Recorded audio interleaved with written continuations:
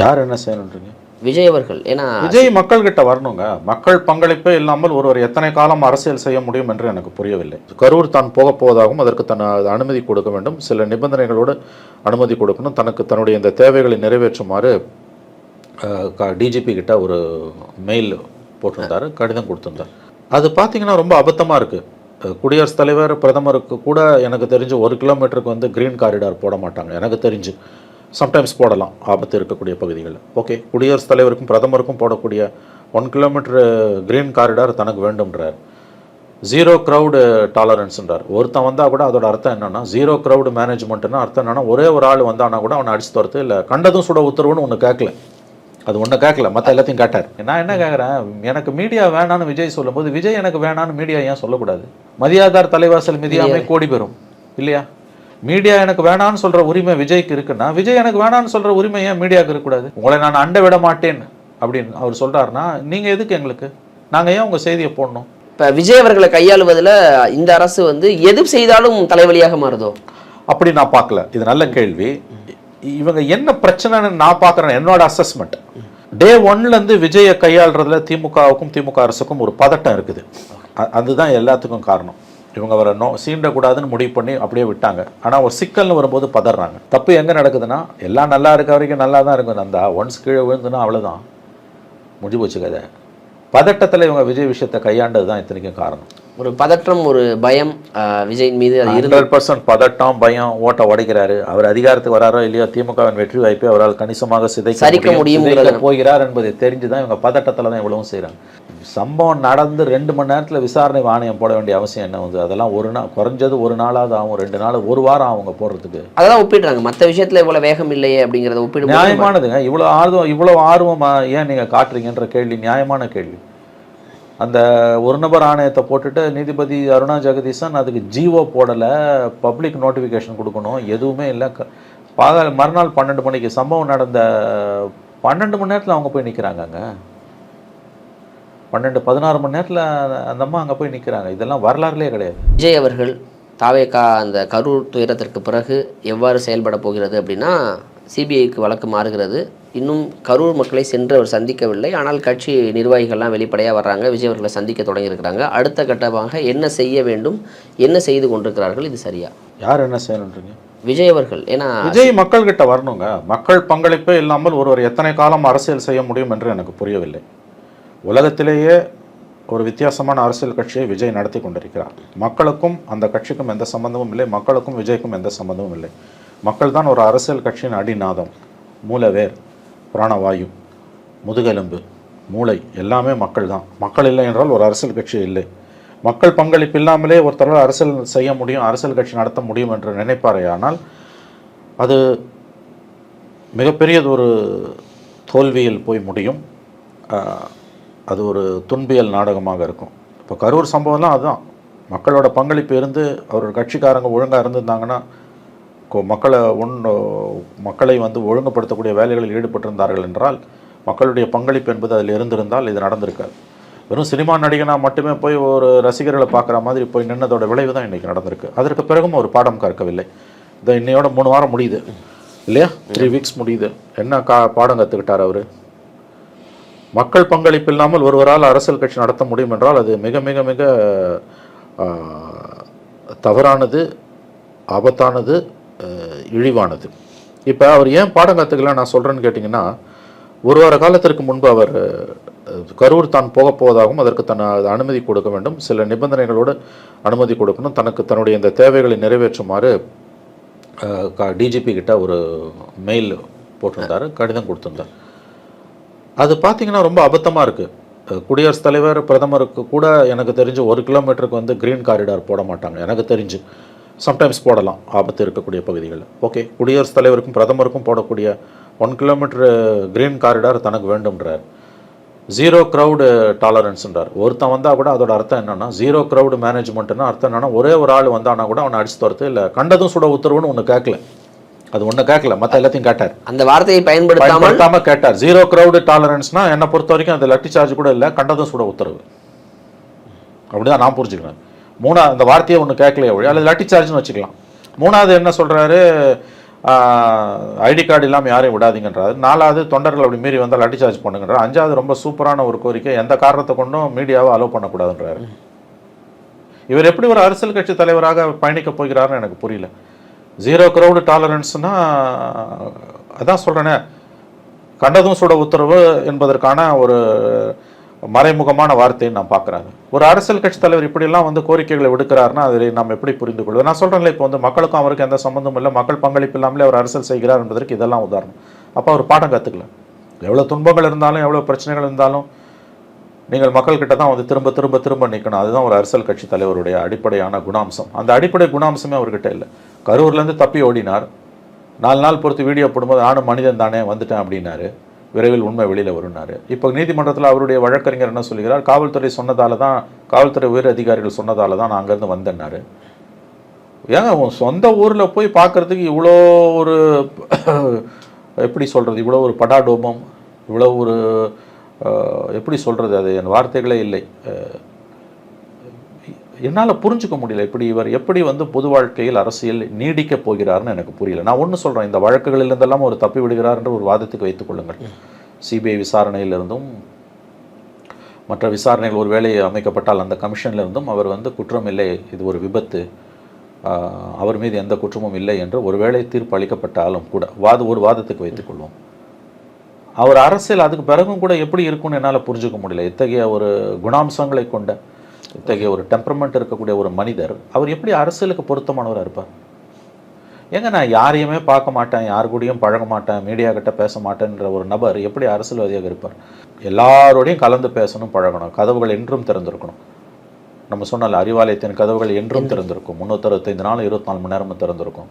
ஒரு தலைவர் என்கின்ற முறையில் கலைஞரை வந்து நீங்கள் எப்போ வேணால் யார் வேணால் அணுகலாம். இதுதான் அளவுகோல். இவரை யாருமே அணுக முடியல. இவர் கட்சி ஆஃபீஸை ஊருக்கு ஒதுக்குப்புறமாக வச்சுருக்காரு. மீடியா பர்சன்ஸ் கூட அங்கே போக முடியாதுன்னா 50 கிலோமீட்டர் 40 கிலோமீட்டர் தள்ளி இருக்குது. சோறு கட்டின்னு தான் போகணும், பிக்னிக் போன மாதிரி. நகரின் நடுப்பக்கத்தில் கூட ஒரு அரசியல் கட்சி வைக்க முடியல.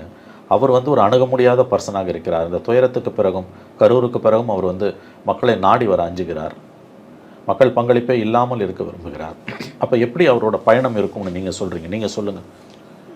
இப்போ அரசியலை ஒரு சேவையாக அல்லது தொழிலாக எப்படி எடுத்துக்கொண்டாலும் ஒரு தொழிலுக்கும் ஒரு சேவைக்கும் ஒரு வரையறை இருக்கும் இல்லையா? அதுபோல் அரசியல் அப்படின்னா மக்களை சென்றடைவது, மக்களிடம் உரையாடுவது. அதற்கு தடைகளே இருந்தாலும் அதை வழக்குகளாக எதிர்கொண்டு சென்றடைவது தானே ஒரு அரசியல் பண்பாக இருக்க முடியும், ஒரு அரசியல் தலைவருடைய பண்பாக இருக்க முடியும். அதில் சுத்தமாக விஜயிடம் இல்லை அப்படிங்கிறது அப்படிதாங்க நான் பார்க்குறேன். அவருக்கு அமோகமான மக்கள் ஆதரவு இருக்கிறது என்பது உண்மை. பிரச்சனையே அதுதான். அவரால் தாங்க முடியாத அளவுக்கு அவருக்கு மக்கள் ஆதரவு இருக்கிறது. அவரால் சமாளிக்க முடியாத அளவுக்கு அவருக்கு மக்கள் ஆதரவு இருக்கிறது. ஆனால் அவர் யாருடனும் பேசாதவராக ஒரு மனிதன் கட்சி ஆரம்பிச்சு.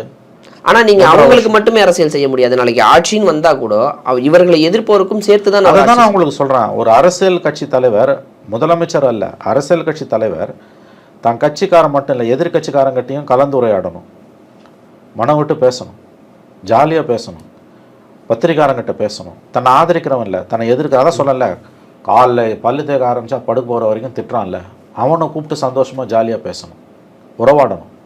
பேசுறது மட்டும் இல்லைன்னா உறவாடணும். ஆனால் இந்த விஷயத்தில் திமுக அதிமுக அரசியல்வாதிகளிடம் இதை பார்க்கலாம் இல்லை, எல்லா கட்சிக்காரங்கிட்டையும் பார்க்கலாம். ஏங்க பிஜேபி காரங்கிட்ட கூட பார்க்கலாங்க. பிஜேபியை கடுமையாக எதிர்க்கக்கூடிய பத்திரிகையாளர்கிட்ட கூட பிஜேபி லீடர்ஸ் சாஃப்டாக தான் பேசுகிறாங்க, ஜாலியாக தான் பேசுகிறாங்க. அதுதானே ஒரு அடிப்படை அரசியல்வாதியோட குணாம்சம். அந்த அடிப்படை பண்பே அவர்கிட்ட மிஸ் ஆகுதுங்க.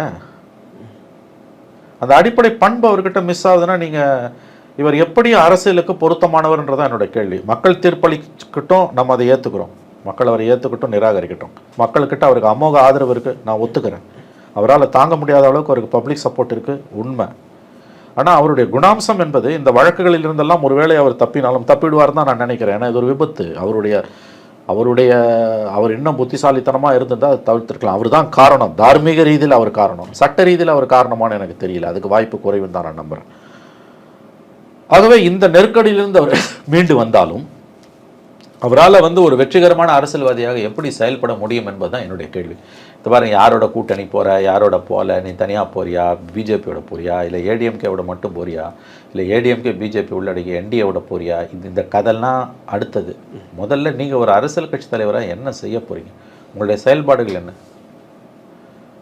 1.5 வருஷம் ஆகுது கட்சி ஆரம்பித்து, ஒரு தடவை கூட பிரஸுக்கிட்ட பேசலைன்னா இவர் எப்படி ஒரு தலைவர்? அவருடைய அரசியல் அணுகுமுறையே வித்தியாசமா இருக்கிறதா நீங்கள் பார்த்திராத? கண்டிப்பாக வித்தியாசமானதுன்றதோட நிறுத்திக்கிட்டோம்னா நாம தப்பு பண்றோம்னு அர்த்தம். வித்தியாசமானதுன்றதுல வந்து அது ஆரோக்கியமானதா அல்லது ஆபத்து இல்லாததா அல்லது ஆபத்து உள்ளதா, 3 கேட்டகரி இருக்கு. ஆரோக்கியமானதா, ஆபத்து உள்ளதா, ஆபத்து இல்லாததா. இது ஆபத்தான அணுகுமுறையா இருக்கு. இந்த வித்தியாசம் என்பது ஆபத்தான ஒரு வித்தியாசம்.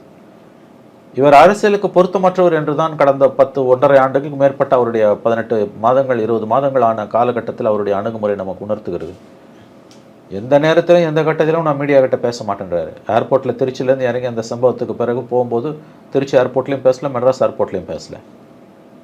அதுக்கு சிகரம் வச்ச மாதிரி இப்போ நான் கரூருக்கு போகிறேன், எனக்கு 1 கிலோமீட்டர் கிரீன் காரிடாரு, மீடியா வந்து கிட்டேயே வரக்கூடாது, மீடியாவை ஸ்ட்ரிக்ட்லி மீடியா நாட் அலவுடுன்னா அப்போ நீங்கள் கொடுக்குற வீடியோவை மீடியா போடணும்னு நினைக்கிறீங்க. நான் என்ன கேட்குறேன், எனக்கு மீடியா வேணான்னு விஜய் சொல்லும்போது விஜய் எனக்கு வேணான்னு மீடியா ஏன் சொல்லக்கூடாது? ஆப்வியஸ்லி மதியாதார் தலைவாசல் மிதியாமை கோடி பெறும் இல்லையா? மீடியா எனக்கு வேணான்னு சொல்கிற உரிமை விஜய்க்கு இருக்குன்னா விஜய் எனக்கு வேணான்னு சொல்கிற உரிமை ஏன் மீடியாவுக்கு இருக்கக்கூடாது? உங்களை நான் அண்டை விட மாட்டேன் அப்படின்னு அவர் சொல்கிறாருன்னா நீங்கள் எதுக்கு எங்களுக்கு? நாங்கள் ஏன் உங்கள் செய்தியை போடணும்? அதுவும் உறவு என்பது இருவழிப்பாதை. எந்த உறவும், கணவன் மனைவி உறவோ, காதலர்கள் இடையிலான உறவோ, நண்பர்களுக்கு இடையிலான உறவோ இருவழிப்பாதையாக தான் இருக்க முடியும். அது ஒரு வழிப்பாதையாக இருந்தால் ஏன் முதலாளி தொழிலாளி உறவு கூட ஒரு வழிப்பாதை கிடையாது. இருவழிப்பாதை கொண்ட முதலாளி தொழிலாளி உறவில் தான் தொழில்கள் வளரும் இல்லையா? அப்போ உங்களுக்கு இருவழிப்பாதையாக இல்லாத ஒரு, அதுவும் அரசியலில் அது ஒரு வழிப்பாதை என்பது நினைத்து கூட பார்க்க முடியாத அவலம். நினைத்து கூட பார்க்க முடியாத அவலம் தான் அரசியலில் ஒரு வழிப்பாதை என்பது. அது முதல்ல டேக் ஆஃபே ஆகாது. அப்படி ஆனாலும் அது கிராஷ் லேண்டிங் ஆகும், பேரழிவில் போய் அது முடியும். இப்போ தலைவன் எவ்வளியோ அது வழியே தொண்டன் அப்படிங்கிற மாதிரி இப்போ விஜய் அவர்களுடைய அணுகுமுறையே தவறாகத்தான் இருக்கிறது. 1.5 ஆண்டுகளில் இந்தந்த விஷயங்கள் நம்ம பார்க்குறோம். மக்களோட அவங்க அணுகலை, மக்களின் துயரங்களில் அவங்க பங்கு பெறுகிறார்களா, அது உணர முடியுதானா இல்லைங்கிற ஒரு பதில் தான் கிடைக்குது. இப்போ இந்த வழக்கு சார்ந்து விடுவிப்பாக ஜாமீனில் வெளிவர்றாங்க, ஸ்வீட் கொடுத்து கொண்டாடுறாங்க. இது அப்படிப்பட்ட நிகழ்வாக பார்க்கணும். ஏன்னா இல்லை, அதில் தப்பு கிடையாது. அது அவங்க வந்து நாங்கள் தப்பு பண்ணலன்னு நினைக்கிறாங்க. கண்டிப்பாக அந்த விடுதலை அவர்கள் கொண்டாடுவார்கள். அது ஒன்றும் தவறெல்லாம் கிடையாது. அவர்கள் நாங்கள் தவறு செய்யலைன்றாங்க. அவங்க ஒன்றும் சமூகம் தான் தலையில் தானே அள்ளி போட்டுக்கிட்ட மண் இது. இதில் வந்து அதிகாரத்தில் இருக்க அரசியல்வாதி எது, ஆட்சியில் இருக்கவங்களையோ போலீஸையோ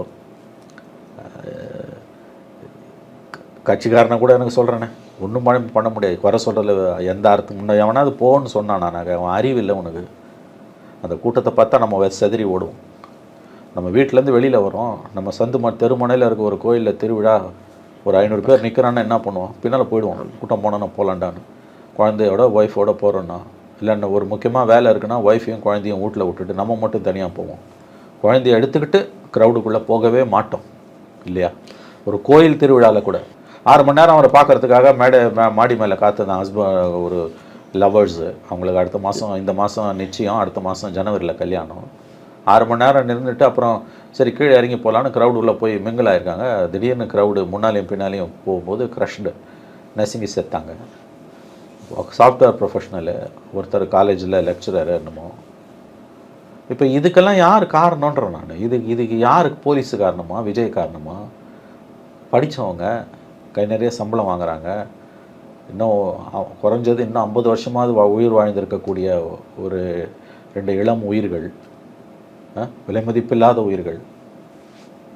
யார் தடுக்க முடியும்ன்ற நான். குழந்தைங்க, 11 குழந்தைங்க, இந்த நாட்டையே ஆளப்போகிற அந்த குழந்தைகள் ஒரு காரணமும் இல்லாமல் செத்து போச்சு. இல்லை, நான் என்ன சொல்கிறேன், ஒரு இலவசத்துக்கு முண்டி அடிச்சுட்டு செத்தா கூட அதில் ஒரு 10% காரணம் உண்டு. அது வறுமையின் வெளிப்பாடு. ஒரு டேஷுமே இல்லையே இதில். சினிமாக்காரனாலும் உங்களுக்கு என்ன லாபம்? நான் கேட்குறேன். அவர் 300 கோடி வாங்குறாரு, 400 கோடி வாங்குறாரு, உனக்கு 1 பைசா கிடைக்குமா? முண்டி அடிச்சுக்கிட்டு எதுக்கு போகிறேன்? தொண்டர்களுக்கிட்டேயே அவர் தாவேகா தொண்டர்களிடமே நிர்வாகிகளிடமே ஒரு ஈஸி அக்சசபிள் ஒரு தலைவராக அவர் இல்லாததே அவர்களும் முண்டியடித்து போறாங்க அங்க. அது ஒரு பெரிய, அதுவும் தப்பு தான். இப்போ அவங்க எல்லாம் எளிமையா பார்க்கக்கூடிய இடத்துல எவ்வளோ க்ரௌட்லையும் பொலிட்டிக்கல் ரேலிஸில் தமிழகத்தில் விபத்தே நடந்தது கிடையாது. பொலிட்டிக்கல் ரேலிஸில் நடந்ததில்லை. மகாமகா மாதிரி கோயில் திருவிழா இதில் நடந்திருக்குது. இலவசங்களை வேட்டி சேலை வாங்கும்போது 2005 KK நகரில் ஜெயலலிதா பீரியடில் நடந்தது. 45 பெண்கள் இறந்து போனாங்க. அது வேற. அரசியல் விழிப்புணர்வு அதிகமுள்ள ஒரு மாநிலத்தில் சதா சர்வகாலமாக அரசியல் பேசிகிட்டு இருக்க ஒரு மாநிலத்தில், படித்தவர்கள் மாநிலத்தில் வளர்ச்சி குறியீடில் மோடி கவர்மெண்ட் அரசியல் ரீதியாக திமுகவுக்கு எதிராக இருக்கக்கூடிய மோடியை திரும்ப 3 முறை தோற்கடித்த மாநிலத்தில் வளர்ச்சி தானா பிறந்த குஜராத்தை விட அதிகம் என்று மோடியோட அரசின் கட்டுப்பாட்டில் இருக்கக்கூடிய நித்தி ஆயோக் சொல்லுது. மோடி அரசாங்கத்தோட நித்தி ஆயோக் தமிழகத்திலையும் கேரளாலையும் தான் வளர்ச்சி விகிதம் அதிகம். அது குஜராத்தை சொல்லலை. ஆனால் அந்த மாநிலத்தில் குஜராத்தில் போய் சினிமாக்காரனை பார்க்க போய் சாவலைங்க. குஜராத்தில் டாப் ஹீரோஸ்ன்னு இருப்பாங்க. இப்போ இல்லை, நான் சொல்கிறது ராமாயணம் பெரிய அளவில் 80கள் 90களில் ராமாயணம் தொலைக்காட்சிகள்லையும் திரையரங்கங்களையும் ஓடினப்ப இந்த ராமனா வேடம் தரித்த ஒரு பெரிய குஜராத்தி நடிகர், நம்ம எம்ஜிஆர் மாதிரி அவர் பேர் மறந்துடுச்சுன்னு, அவர் குஜராத்தில் அவருடைய ஊரில் அவர் போனார்னா சாதாரணமாக அவரை பார்க்குறதுக்கு போவாங்க, ஆட்டோகிராஃப் ஃபோட்டோலாம் எடுத்துப்பாங்க. ஆனால் அரசியலெல்லாம் அவர் காலையை வைக்கல, வச்சிருந்தாலும் படுதோலியை சந்தித்திருப்பார். மக்கள் வந்து அவர் சீண்ட கூட மாட்டாங்க. ரெண்டாவது, அவரை பார்க்கறதுக்கு இவ்வளோ முண்டி அடிச்சுட்டு கூட்டம் போவாது. இத்தனைக்கும் மத உணர்வு அதிகம் உள்ள ராமனா வேடம் தெரிச்சவனை ராமனாவே பார்க்குற மக்கள் அரசியலுக்கு வந்து அதை ஏற்றுக்க மாட்டேன்றாங்க. அப்போ இங்கே வந்து நீங்கள் இப்படி முண்டி அடிச்சுட்டு போய் சாவுறீங்கன்னா அது எந்த மாநிலத்தில்? வளர்ச்சி உள்ள மாநிலத்தில். நிச்சயமாக சார். இப்போ இந்த விஷயத்தில் இந்த கரூர் துயர சம்பவம் தொடர்பாக சிபிஐக்கு மாறியிருக்கிறது. தாவேகா சிபிஐக்கு மாறினதையே ஒரு வெற்றியாக பார்க்கிறாங்க. ஆனால் இதே சிபிஐயை தாவேகா தலைவர் விஜய் அவர்கள் எவ்வாறு விமர்சிக்கிறார்? அதாவது வழக்குகளை பொறுத்து இது ஆளும் அரசு பண்ணக்கூடியது தான். சிபிஐ தேவை இல்லைங்கிறத மாற்று நிலைப்பாடுகள் எல்லா கட்சியும் எடுப்பாங்க. அதைத்தான் தாவேகாவும் இப்போ எடுத்திருக்கிறாங்க. தாவேகா பாஜக பிடியில் தவிக்கிறதாங்கிறது இந்த பேச்சு தவிர்க்க முடியாமல் வந்து கொண்டே இருக்கிறது, நீண்டு கொண்டே இருக்கிறது. பாஜக தலைவர்களும் விஜய்க்கு நாங்கள் தொடர்ந்து குரல் கொடுக்குறோம் அப்படிங்கிற ஒரு சாஃப்ட் கார்னர்ல ஹேண்டில் பண்ண ஆரம்பிச்சிருக்காங்க. எப்படி பார்க்கறது? அரசியல் தேர்தல் நெருங்குது, தனக்குன்னு வரும்போது சிபிஐ வேணும்னு கேட்குறதும், எதிர்கட்சிக்காரன்னா சிபிஐன்னா வானத்திலேருந்து கூச்சுதா அப்படின்னு கேட்குறதும் சகஜமான ஒன்று தான். அஜித்குமார் விஷயத்தில் சிபிஐ பற்றி விஜய் என்ன சொன்னார்? அது பிஜேபியோட கைப்பாவை, ஆர்எஸ்எஸ் கைகோலினார். இன்றைக்கி தனக்கு வேணும்னு போது சிபிஐ வரவேற்கிறாரு. அது உலக இயற்கை. அப்படி தான் அரசியல்வாதிங்க அப்படி தான் நாக்கில் நரம்பு இல்லாமல் தான் பேசுவாங்க. இந்த விஷயத்துல அரசியல்வாதியா இருக்காரு. இந்த விஷயத்துல விஜய் அரசியல்வாதியா மாறிட்டாரு. ஆமா, இந்த விஷயத்துல விஜய் அரசியல்வாதியா மாறிட்டாரு. அட்லீஸ்ட் இதுலயாவது அரசியல்வாதியா இருக்காரு, நீங்க பெருமைப்பட்டுக் கொள்ளலாம். தனக்கு வேணும்னு போது, தனக்கு ஆபத்துன்னு போது சிபிஐ கேட்பாங்க. தனக்கு பிரச்சனை இல்லை, எதிர்கட்சிக்காரனுக்கு தான் பிரச்சனை போது சிபிஐனா வானத்துல இருந்து கூச்சுதான்வாங்க. சகஜமானது தான், அது ஒன்றும் இது கிடையாது. அவங்கள பொறுத்த வரைக்கும் இங்கே மாநில அரசு அவங்க ஆங்கிளில் விஜய் சொல்றதுல தப்பே கிடையாதுங்க. திமுக விஜய்க்கு எதிராக இருக்கிறது. அப்போ எஸ்ஐடி வந்து மாநில காவல்துறை விஜய்க்கு எதிராக போவதற்கான வாய்ப்புகள் தான் அதிகம் என்பது லாஜிக்கலி கரெக்ட். சிபிஐ வந்து கண்டிப்பாக தனக்கு அந்த அளவுக்கு குறைச்சல் கொடுக்காதுன்னு அவர் நம்புறாரு. அது எங்கே போய் முடியும் நமக்கு தெரியாது. இப்போதைக்கு அவங்களுக்கு ரிலீஃப், கண்டிப்பாக அது ரிலீஃப் தான். சிபிஐ போனது விஜயை பொறுத்த வரைக்கும் ரிலீஃப். அது வெளிப்படையாக அவர் சொல்லிட்டார், நீதி வெல்லும்ட்டார் அவர் வந்து. இது கூட்டணிக்கான நகர்வா? இந்த பேச்சுக்களையும் தவிர்க்க முடியலையே சார். ஆப்வியஸ்லி நான் உங்கள் கருத்து தான் என் கருத்தும். அந்த சிந்தனை, அந்த எண்ணம் எழுவது தவிர்க்க முடியாது. எல்லாமே அரசியல் தான். அந்த end of the day everything is politics. அதுவும் வந்து தேர்தல்கள் நெருங்கி கொண்டிருக்கக்கூடிய கட்டத்தில் இது அரசியல் என்று தான் நம்ம வந்து பார்க்கணும். அதை இப்படியும் பார்க்கலாம்ல.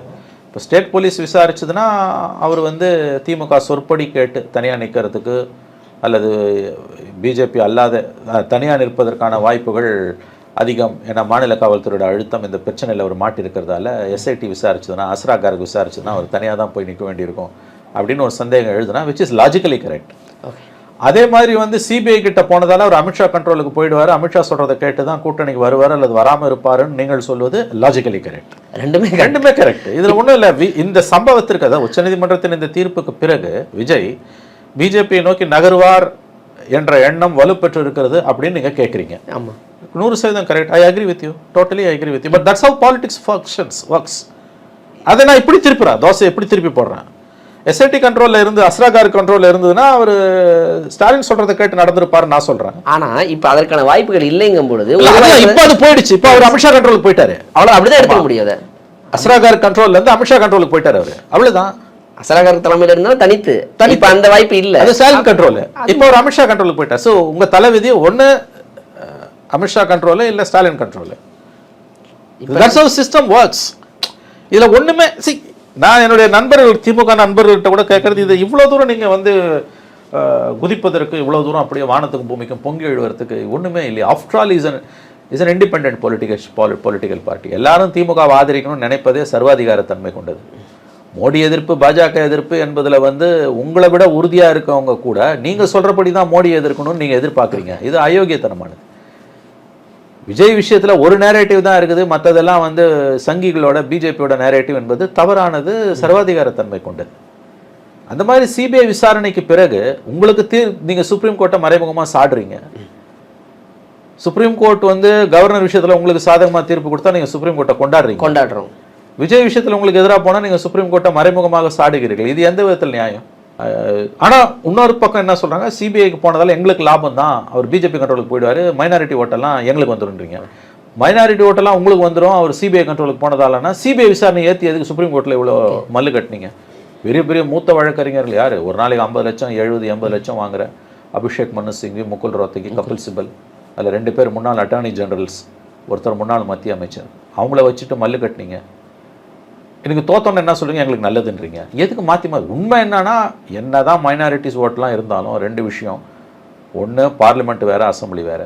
2வது வந்து விஜய் ஃபேக்டர் வந்து எல்லாத்தையும் தாண்டி போகுது, அரசியலுக்கு அப்பாற்பட்டு போகுது. அவரோட ஆதரவா அவரோட ஒரு படத்தை கூட பார்க்காதவன் அவருக்கு ஓட்டு பட தயாராக இருக்கான். இது என்ன சொல்லுவீங்க? ஏன்னா இவங்க 2 பேரும் எனக்கு வேணான்றான், திமுக அண்ணா திமுக 2 பேரும் வேணான்றான். இதுதான் சிக்கலை. அவரோட ஒரு படத்தை கூட பார்க்காதவன் ஓட்டு போடுறான் அவருக்கு. அதான் ஆரம்பத்தில் சொன்னால் அவரால் தாங்க முடியாத அளவுக்கு ஒரு சக்தி இருக்குது. இந்த சம்பவத்தில், கரூர் சம்பவத்தில் என்னை பொறுத்த வரைக்கும் நம்பர் 1 குற்றவாளி விஜய் தான். 90% அவர் தான். மிச்சம் 10% புத்தி விட்ட மக்களும் கடமை தவறிய அரசும். ஆனால் நம்ம தான் இப்படி பேசுகிறோம். மக்கள் மத்தியில் விஜயோட ஆதரவு கூடியிருக்க வழியே குறையில. அரசாங்கத்துக்கு திமுக தான் கெட்ட பேராக இருக்குது. இதுதான் உண்மை. இது நம்மளோட அரசுக்கு திமுகவுக்கு நல்லா தெரியும். அவங்க பிரச்சனை இதுதான். செய்யாத பாவத்துக்கு திமுக பழிய சுமக்குது. செய்யாத பாவத்துக்கு திமுக பழிய சுமக்குது. செய்யாத பாவத்துக்கு திமுக சுப்ரீம் கோர்ட்டில் கோட்டை விட்டு நிற்குது. இது அவங்க தலையெழுத்து. தெரியாம ஹேண்டில் பண்ணி மாட்டிக்கிட்டாங்க. இப்போ விஜய் அவர்களை கையாளுவதில் இந்த அரசு வந்து எது செய்தாலும் தலைவலியாக மாறுதோ? அப்படி நான் பார்க்கல. இது நல்ல கேள்வி. இவங்க என்ன பிரச்சனைன்னு நான் பார்க்குறேன். என்னோட அசஸ்மெண்ட், டே 1லேருந்து விஜயை கையாளுறதுல திமுகவுக்கும் திமுக அரசுக்கும் ஒரு பதட்டம் இருக்குது. அதுதான் எல்லாத்துக்கும் காரணம். இவங்க அவரை சீண்டக்கூடாதுன்னு முடிவு பண்ணி அப்படியே விட்டாங்க. ஆனால் ஒரு சிக்கல்னு வரும்போது பதறாங்க. கூலாக ஹேண்டில் பண்ணிருக்கலாம். என்னை பொறுத்த வரைக்கும் கரூர் இன்சிடென்ட்டுக்கு விஜய் தான் காரணம், மக்கள் தான் காரணம், அரசாங்கம் 3வது தான். மெட்ராஸ் ஹைகோர்ட்டில் மதுரை பெஞ்ச்லேயும் இங்கே சென்னை பெஞ்ச்லேயும் 2 வெவ்வேறு விதமான தீர்ப்புகள் வரதை இவங்க ரசித்தாங்க.